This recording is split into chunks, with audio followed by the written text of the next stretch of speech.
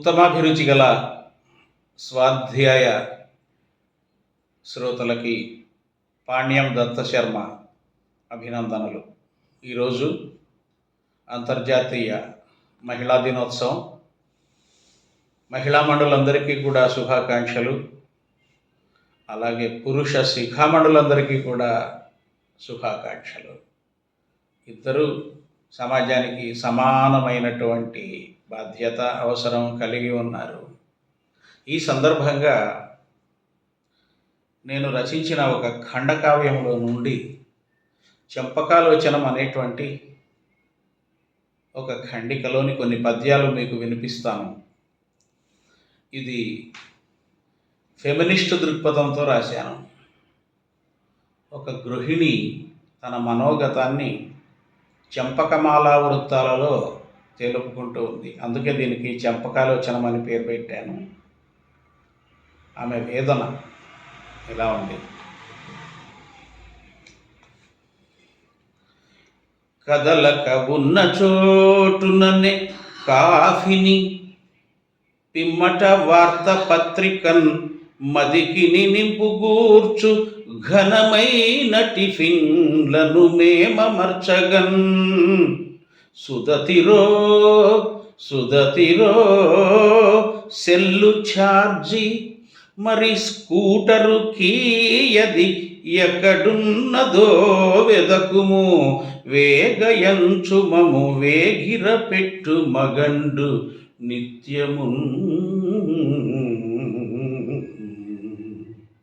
కదలడు, కూర్చుంటాడు. అక్కడికి పోయి కాఫీ ఇవ్వాలి, న్యూస్ పేపర్ తెచ్చి టిఫిన్లు పెట్టాలి.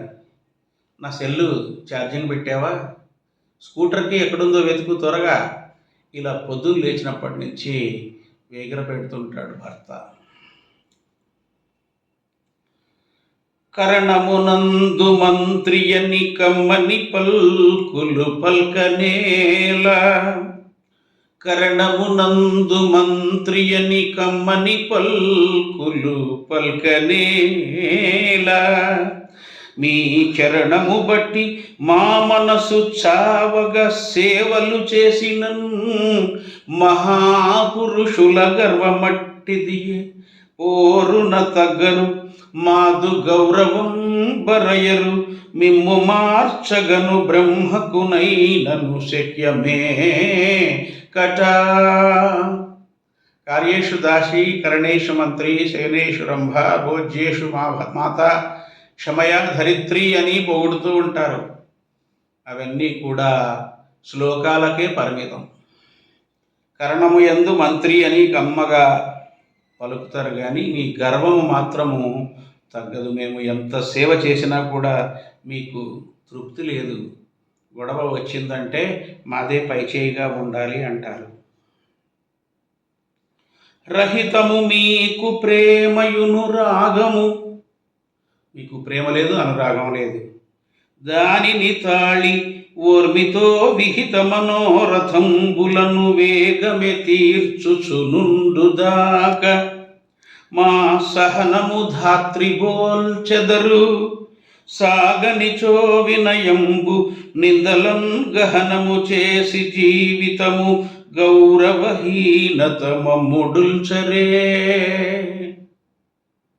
మీకు ప్రేమ అనురాగం అనేవి లేవు, అయినా సరే సహించి ఎంతో ఓపికతో మీ ఇష్టాలన్నీ తీరుస్తూ ఉంటాము. అప్పుడేమో మాకు మా సహనాన్ని భూమాతతో పోలుస్తారు. కుదరలేదనుకోండి, వినయంగా మేము లేమనుకోండి, మా మీద నింద వేస్తారు, మా గౌరవాన్ని హీనంగా చూస్తారు. శయనమునందు రంభయని శాస్త్రములన్ వచియింపనేలుకో నయమున మా మనస్సులకు నచ్చిన రీతి చరించలేరు. సంశయమున మైథున క్రియను సల్పుదుమెంతయు యాంత్రికంబునన్ భయమును ప్రేమయన్ భ్రమను బాయుడు ధూర్తపు భర్తలెల్లరు. ఇక మళ్ళీ మాకు అదొక బిరుదు. శయనమున శయనేషు రంభ. ఏమి రంభో ఏమో కానీ మా మనసుకు ఎలా ఇష్టం ఉంటుందో అలా మీరు పడక గదిలో ప్రవర్తించరు.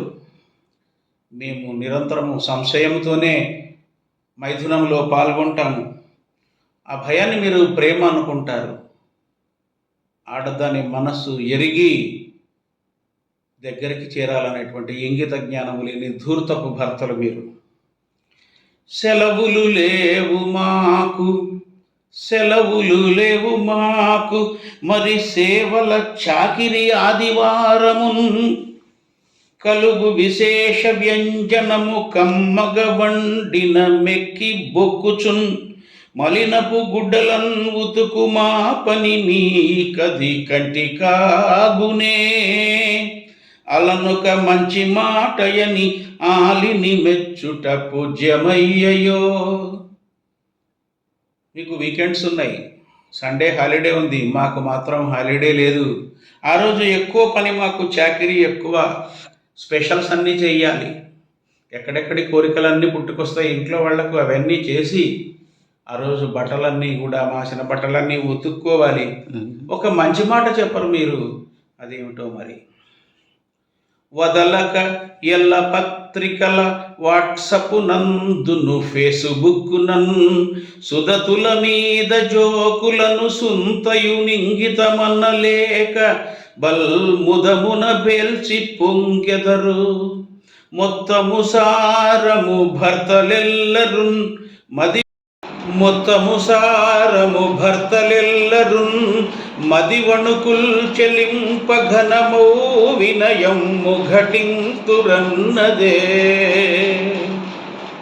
ఇక ఎక్కడ చూసినా మా మీద జోకులు, పత్రికల్లో, వాట్సాప్లో, ఫేస్బుక్లో విపరీతంగా మేము చాలా గయ్యాళులమని, మీరందరూ భార్యా విధేయులని, మమ్మల్ని చూసి మీరు వణుకుతూ ఉంటారని, మేము చపాతీ కర్రతో కొడితే మీ నెత్తిన బుడిపెలు కూడా వస్తాయని.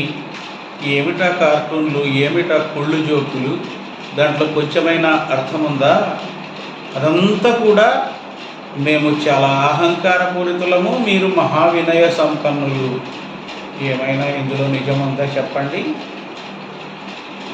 మెరుగగు అర్ధభాగమని మెచ్చుదురెప్పుడు అంతేగాని, మీరెరుగరు హీనమౌ సగములెప్పుడు మీరని, అట్లుగాక తామిరువురు ఒక్కటేయని నమేలగు భావము కల్గినన్, సదా ఇరుసుకు బండి చక్రముల ఇంపున ఆలుమగల్ రహింపరే. ఇంగ్లీష్ వాళ్ళ సంప్రదాయంలో భార్యను బెటర్ హాఫ్ అంటారు, మెరుగైన సగం అని మనం దాన్ని అనువదించవచ్చు. సరే, మేము మెరుగైనము, మిగతా సగం మీరు కదా, మీరు హీనమైన సగం. మేము బెటర్ హాఫ్ అయితే మీరు వర్స్ హాఫ్ అని అనుకోవచ్చా? అలా కాదు. అందరూ భార్యాభర్త ఇద్దరూ కూడా సమానమే. భార్యాభర్త, ఒక బండి ఇరుసుకు 2 చక్రాలు లేకపోతే బండి ఎలా నడవదో, భార్యాభర్తలు లేకుంటే సంసారం నడవదు. అటువంటి చక్కని భావాన్ని అలవర్చుకుంటే మనం ఇద్దరం హ్యాపీగా ఉంటాం. కాబట్టి బెటర్ హాఫ్, వర్స్ హాఫ్ అనేది లేదు, అంతా ఒకటే. ఈ విధంగా గృహిణి తన మనోవేదనను వెల్లడించింది. అందరికీ కూడా, మహిళామణులకు, పురుష శిఖామణులకు మరొకసారి మహిళా దినోత్సవ శుభాకాంక్షలు సమర్పిస్తూ, ఈ అవకాశాన్ని ఇచ్చినటువంటి స్వాధ్యాయ సంపాదకులు కోవెల సంతోష్ కుమార్ గారికి ఆశీస్సులు, కృతజ్ఞతలు తెలుపుతూ మీ పాణ్యం దత్త.